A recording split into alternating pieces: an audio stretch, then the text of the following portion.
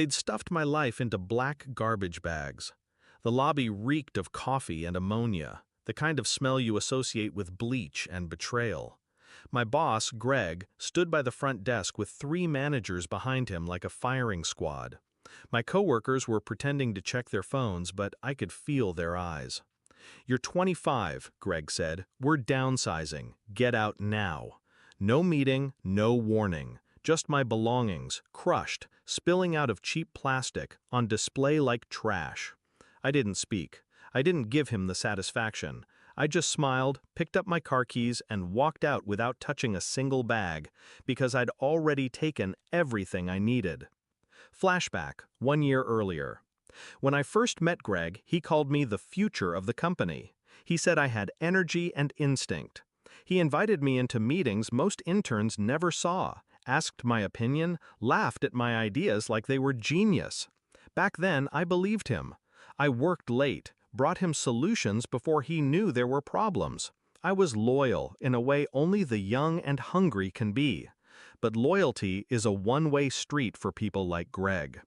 The cracks started small. A skipped invite to a client dinner. A project I'd built from scratch suddenly being presented by someone else, Greg's favorite senior manager. Then came the praise that didn't include my name. And finally, the late-night email I wasn't meant to see. Greg forwarding my proposal to another manager with the words, "Run this under your department, credit it to yourself." That was the moment I understood. I wasn't the future of the company. I was a resource to be drained, then discarded. So I didn't confront him. I started watching him. Greg liked control. He liked knowing he could pull a lever and someone's career would move or collapse. That arrogance made him sloppy. He'd brag about upcoming deals in the elevator, forgetting who was listening. He'd leave signed documents in plain sight on his desk. I memorized names, dates, figures. By the time he'd stripped my projects from me, I already had something he didn't know I possessed, a map of the company's most valuable relationships. Planning started quietly. I stopped storing anything important on the company's server. I moved my work to encrypted drives at home. Every time I spoke to a client, I made sure to follow up from my personal email, just in case our server went down. Most responded. Many kept my personal contact on file. Some preferred it. Over drinks with one client I trusted, I learned the biggest secret.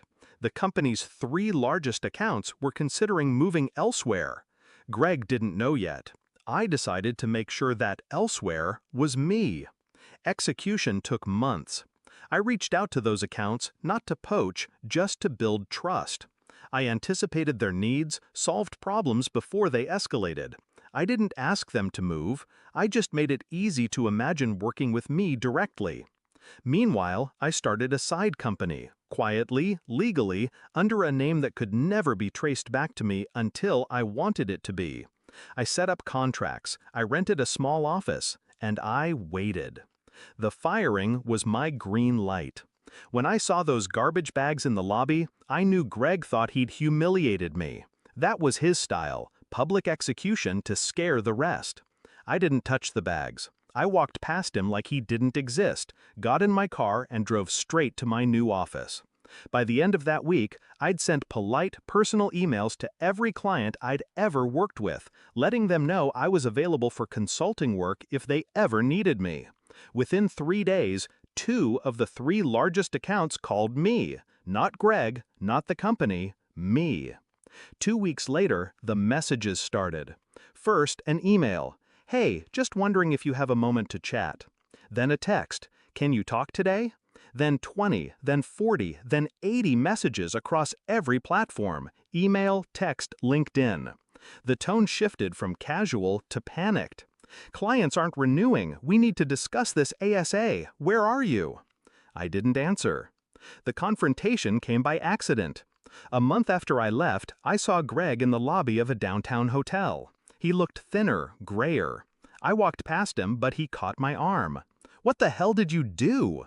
His voice was low, desperate. I tilted my head. I left. "You took them, didn't you?" "They called me," I said. "I didn't take anything. You threw it away." His hand dropped. In his eyes, I saw the realization land. He'd fired me thinking he was cutting off dead weight, but he'd been holding on to the anchor that was keeping the company afloat. Now, those 3 largest accounts are mine. So are 5 others that followed. My office is small, but it's mine. No garbage bags, no public humiliation. Greg's company is bleeding. Last I heard, they closed 2 departments and cut half their staff.